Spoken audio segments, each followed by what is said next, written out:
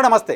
సింగరేణి టెండర్ల అంశానికి సంబంధించి తెలంగాణ ఉప ముఖ్యమంత్రి బట్టి విక్రమార్క పైన ఆంధ్రజ్యోతి గ్రూప్ సంస్థల అధినేత వేమూరి రాధాకృష్ణ రాసిన ఆర్టికల్ గురించి జరుగుతున్న రాజకీయ వివాదాన్ని చూసాం.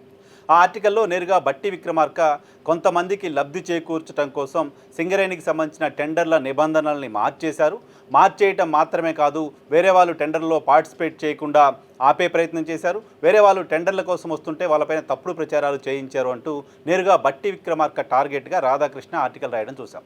ఆ ఆర్టికల్ రాసిన తర్వాత ఇమీడియట్గా ఉప ముఖ్యమంత్రి బట్టి విక్రమార్క స్పందించారు. ఆ ఆర్టికల్లో ఆయన రాసినవన్నీ అబద్ధాలని చెప్పారు. ఆ టెండర్లని రద్దు చేస్తున్నట్లుగా ప్రకటించారు. రాధాకృష్ణ సంగతి ఏంటో పూర్తి వివరాలు తెలుసుకొని నేను తర్వాత తేలుస్తానంటూ ఆయన చెప్పారు. సో ఈరోజు బట్టి విక్రమార్క ఒక ప్రెస్ కాన్ఫరెన్స్ ఏర్పాటు చేశారు. సో టెండర్ల రద్దు తర్వాత సింగరేణికి సంబంధించిన మరికొన్ని టెండర్లు ముఖ్యమంత్రి బంధువులకి వచ్చాయంటూ బీఆర్ఎస్ పార్టీ ఆరోపణలు కూడా చేస్తూ ఉన్న నేపథ్యంలో బట్టి విక్రమార్క ఈరోజు మీడియా ముందుకు వచ్చిన నేపథ్యంలో రాధాకృష్ణ టార్గెట్గా ఆయన మాటలు ఉండబోతున్నాయి, రాధాకృష్ణ టార్గెట్గా ఆయన ప్రెస్ కాన్ఫరెన్స్ ఉండబోతుంది అని భావించారంతా. కానీ ప్రెస్ కాన్ఫరెన్స్ ముగిసిన తర్వాత రాధాకృష్ణని ఏమీ అనలేదేంటి, రాధాకృష్ణ గురించి గట్టిగా మాట్లాడలేదేంటి లాంటి విశ్లేషణలు కూడా చూసాం. నిజానికి రాధాకృష్ణకి బట్టి విక్రమార్క ఒక హిడెన్ స్ట్రోక్ ఇచ్చారు, ఒక మాస్టర్ స్ట్రోక్ ఇచ్చారు. నిజంగా రాధాకృష్ణకి అర్థమవుతే రాధాకృష్ణ బట్టి విక్రమార్క వేసిన కౌంటర్ నుంచి తేరుకోవడం చాలా కష్టం. ఏంటి ఆ కౌంటర్, ఏం మాట్లాడారైనా?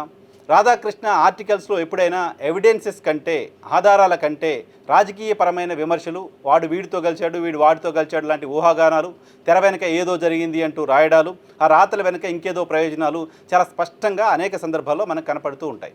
సో ఇప్పుడు ఈ ప్రెస్ కాన్ఫరెన్స్ పెట్టి బట్టి విక్రమార్క కూడా రాధాకృష్ణ పైన ఏదో ఆరోపణలు చేసినా, ఇంకెవరి కోసమో రాశారని ఏదైనా పర్సనల్ అలిగేషన్స్ చేసినా ఆ రాధాకృష్ణ ఆ అలిగేషన్స్ని మాత్రమే తీసుకొని మళ్ళీ కథనాలు వండి వార్చగలడు. కాబట్టి బట్టి విక్రమార్క ఏం చేశారు? ప్రధానంగా రాధాకృష్ణ రైజ్ చేసిన అంశం సైట్ విజిట్ అనే అంశాన్ని సింగరేణి టెండర్లలో పెట్టడమే, ఆ పెట్టేలా చేయడమే బట్టి విక్రమార్క చేసిన తప్పు అనేది రాధాకృష్ణ ప్రధానంగా చేసిన అభియోగం. కానీ సైట్ విజిట్ అనేది సింగరేణిలో మాత్రమే లేదు, దేశంలో అనేక ప్రతిష్టాత్మక సంస్థల్లో కూడా ఉంది అనే విషయాన్ని ఆధారాలతో సహా ఈరోజు మీడియా ముందు చూపించారు బట్టి విక్రమార్క. ఏంటి కేంద్ర ప్రభుత్వ సంస్థలు, కోల్ ఇండియా లాంటి సంస్థలు, డిఫెన్స్ ఆర్గనైజేషన్స్, అనేక ఆరోగ్య రంగానికి సంబంధించిన కాంట్రాక్టులు చేస్తున్న వాళ్ళు, అనేక నవరత్న కంపెనీలు, కేంద్ర ప్రభుత్వం అండర్టేకింగ్స్లో ఉన్న అనేక సంస్థలు కూడా సైట్ విజిట్ అనే అంశాన్ని ప్రస్తావిస్తూ ఉంటాయి. ఈవెన్ రైల్వే కాంట్రాక్ట్ చేయాల్సిన సందర్భంలో కూడా కాంట్రాక్టర్లు సైట్ విజిట్ చేయాల్సి ఉంటుంది. సైట్ విజిట్కి సంబంధించిన సర్టిఫికేట్ని కూడా అప్లోడ్ చేయాల్సి ఉంటుంది. సో ఈ నిబంధన కేవలం సింగరేణిలో పెట్టింది కాదు, దేశవ్యాప్తంగా అనేక సంస్థల్లో ఉంది. దేశంలో భారతీయ జనతా పార్టీ అధికారంలో ఉంది. అనేక రాష్ట్రాల్లో కూడా ఇదే తరహా టెండర్ల నిబంధనలు ఉన్నాయి. పైగా ఈ రాష్ట్రంలో కూడా సైట్ విజిట్ అనే అంశాన్ని కాంగ్రెస్ పార్టీ అధికారంలోకి రావడానికంటే ముందే, బీఆర్ఎస్ అధికారంలో ఉన్న సమయంలోనే సైట్ విజిట్ అనే పేరుతో అప్పుడు టెండర్లు పిలిచిన అంశాన్ని కూడా బట్టి విక్రమార్క మీడియా ముందు చూపించారు. సో దీనికి రాధాకృష్ణ ఆన్సర్ చేయగలడా అంటే డెఫినెట్గా చేసే పరిస్థితి ఉండదు. ఎందుకంటే ఆధారాలకు ఆయన ఎప్పుడు సమాధానం చెప్పడు కాబట్టి, ఆధారాలకు ఆయన సమాధానం చెప్పే పరిస్థితి ఉండదు కాబట్టి వీటికి ఆయన ఆన్సర్ చెప్పే పరిస్థితి ఉండదు. వీటికి ఆన్సర్ చెప్పినప్పుడు రాధాకృష్ణ తెలంగాణ ప్రజల దృష్టిలో విలన్ అని మరోసారి ప్రూవ్ అవుతుంది. బట్టి విక్రమార్క పైన రాధాకృష్ణ రాసింది తప్పుడు రాతలు, అబద్ధపు రాతలు అనే విషయాన్ని ఆధారాలని చూపించడం ద్వారా బట్టి విక్రమార్క తెలంగాణ ప్రజల ముందు ఉంచగలిగారు. తెలంగాణ ప్రజలకు తాను సమాధానం చెప్తున్నాను అనే విషయాన్ని ఆయన చెప్పారు.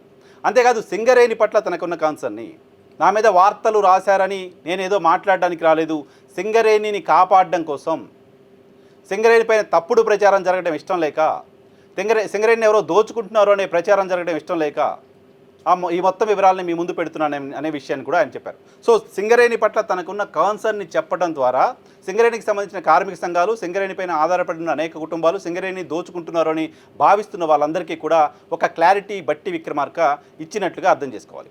దాంతోపాటు ఇటీవల మరికొన్ని టెండర్ల అంశానికి సంబంధించి కూడా ప్రస్తావన వస్తున్న నేపథ్యంలో ఆ టెండర్లకు సంబంధించిన అంశం పైన కూడా, ఆ టెండర్లకు కూడా సైట్ విజిట్ తర్వాతే టెండర్లు అయ్యాయనే విషయాన్ని చెప్తున్నారు.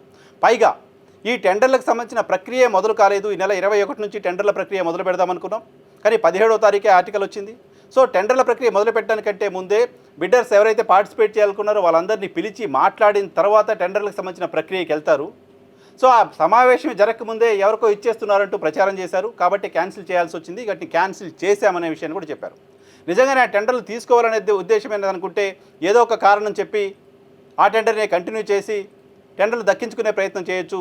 మాకు అక్కడ టెండర్లు దక్కించుకోవడం, డబ్బులు సంపాదించుకోవడం తన లక్ష్యం కాదు, సింగరేణిని కాపాడడం మాత్రమే తన లక్ష్యం అనే విషయాన్ని చెప్పారు.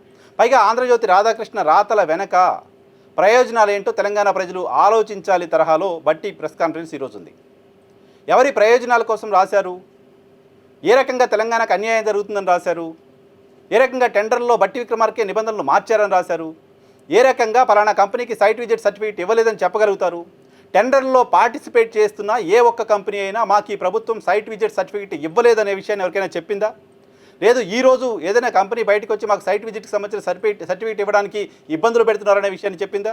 సైట్ విజిట్ సర్టిఫికేట్ సబ్మిట్ చేయడానికి సంబంధించిన సమయం రాకముందు ఆంధ్రజ్యోతి రాధాకృష్ణ ఈ వార్తని ఎలా రాశారు అనే ప్రశ్నకు కూడా ఆయన ఆన్సర్ చెప్పక తప్పని పరిస్థితిని తీసుకొచ్చారు. దాంతోపాటు ఈ రాతల వెనుక ప్రయోజనాలు ఏమిటి, ఈ రాతల వెనుక ఎవరి ప్రయోజనాలు ఉన్నాయి, ఎవరి ప్రయోజనాల కోసం ఈ రాతలు రాశారనే విషయాన్ని కూడా తెలంగాణ సమాజం గమనించాల్సిన అవసరం ఉంది అనే విషయాన్ని కూడా బట్టి విక్రమార్క చెప్పడం చూసాం. బట్టి విక్రమార్క నేరుగా రాధాకృష్ణని టార్గెట్ చేసి విమర్శలు చేయటం కంటే కూడా రాధాకృష్ణ మాట్లాడిన మాటల్లో అక్షరం కూడా నిజం కాదు, అణువణువున అబద్ధాలే రాశారు అనే విషయాన్ని ఎస్టాబ్లిష్ చేసే ప్రయత్నం చేశారు. అంతేకాదు ఆయన రాతలు వేరే ఎవరో పెద్దల ప్రయోజనాల కోసం ఉన్నాయని చెప్పే ప్రచారం చేస్తూ వచ్చారు. అటువంటి పెద్దల్ని, అటువంటి గద్దల్ని సింగరేణి వైపు రాకుండా చూస్తున్నందుకే తనపైన కుట్ర జరుగుతుందనే విషయాన్ని చెప్తూ వచ్చారు. రాధాకృష్ణకి సమయం ఇస్తున్నాను, ఈ ఆధారాలన్నీ నేను చెప్పాను కాబట్టి వీటిని ప్రచురించి క్షమాపణ చెప్పాల్సిన అవసరం ఉంది అనే విషయాన్ని చెప్పారు. అంతేకాదు ముఖ్యమంత్రికి బట్టి విక్రమార్కకి విభేదాలు సృష్టించే ప్రయత్నంలో భాగంగానో లేకపోతే ముఖ్యమంత్రి బట్టి విక్రమార్కకు వ్యతిరేకంగా ఉన్నారనే ఒక ప్రచారాన్ని కూడా ఆంధ్రజ్యోతి చేసే ప్రమాదం ఉంది, చేసే ప్రయత్నం చేస్తుంది. కాబట్టి ముఖ్యమంత్రి పైన మిగతా టెండర్ల అంశానికి సంబంధించి వస్తున్న విమర్శలపైన కూడా బట్టి విక్రమార్క కౌంటర్ వేశారు. ఏ సృజన్ రెడ్డి అనే వ్యక్తికైతే ముఖ్యమంత్రి బంధువుగా చెప్తూ ఆయనకి టెండర్లు ఇస్తున్నామని చెప్తున్నారో ఆ సృజన్ రెడ్డి బీఆర్ఎస్ పార్టీ మాజీ ఎమ్మెల్యే కందాల ఉపేందర్ రెడ్డికి స్వయాన అల్లుడు, ఆయన ఉపేందర్ రెడ్డి కూతురి భర్త. సో అప్పుడు బీఆర్ఎస్ పార్టీకి సంబంధించిన నాయకుడి అల్లుడికి టెండర్లు వచ్చినట్టు చూడాలి తప్ప మా ముఖ్యమంత్రికి ఏంటి సంబంధం, ఎందుకు సంబంధం ఉంటుంది? ముఖ్యమంత్రి ఎవరికో టెండర్లు ఇప్పించారనే విషయం కూడా వాస్తవం కాదు అనే విషయాన్ని కూడా బట్టి చెప్పారు. సో పక్క తమ ముఖ్యమంత్రిని ప్రొటెక్ట్ చేస్తూ, మరోపక్క సింగరేణికి సంబంధించిన ఇంట్రెస్ట్ని ప్రొటెక్ట్ చేస్తూ, మరోపక్క తెలంగాణ ప్రజలకు సంబంధించిన అనుమానాలను నివృత్తి చేస్తూ, మరోపక్క ఒక్క అన్పార్లమెంటరీ కానీ పర్సనల్ విమర్శ కానీ లేకుండా రాధాకృష్ణ రాసిందంతా అక్షరం అబద్ధమే ఉంది అనే విషయాన్ని తెలంగాణ సమాజం ముందు ఉంచడం ద్వారా ఒక హిడెన్ స్ట్రోక్, ఒక మాస్టర్ స్ట్రోక్ రాధాకృష్ణకి ఇచ్చారు. నాకు తెలిసి దీనిపైన ఆధారాలతో అయితే రాధాకృష్ణ మాట్లాడే పరిస్థితి మాత్రం ఉండదు, ఆధారాలు చూపించడానికి సంబంధించిన అవకాశం కూడా రాధాకృష్ణకు ఉండదు. పొలిటికల్ విమర్శ ఎట్లాగూ బట్టి విక్రమార్క చేయలేదు కాబట్టి క్షమాపణ చెప్పి పొరపాటు అయిందని చెప్పి ఇంకోసారి ఇటువంటి చెత్త రాయను అని చెప్తే ఏమైనా ఇసుమంతైనా తెలంగాణ ప్రజల్లో రాధాకృష్ణకి గౌరవం మిగిలి ఉంటుంది. దీనిపైన ఇంకా మాట్లాడితే, ఇంకేమైనా రాస్తే తెలంగాణ ప్రజల్లో ఇప్పటికే పలచనయ్యారు, ఇంకా అధపాతాళానికి పడిపోయే ప్రమాదం ఆయనకే ఉంది.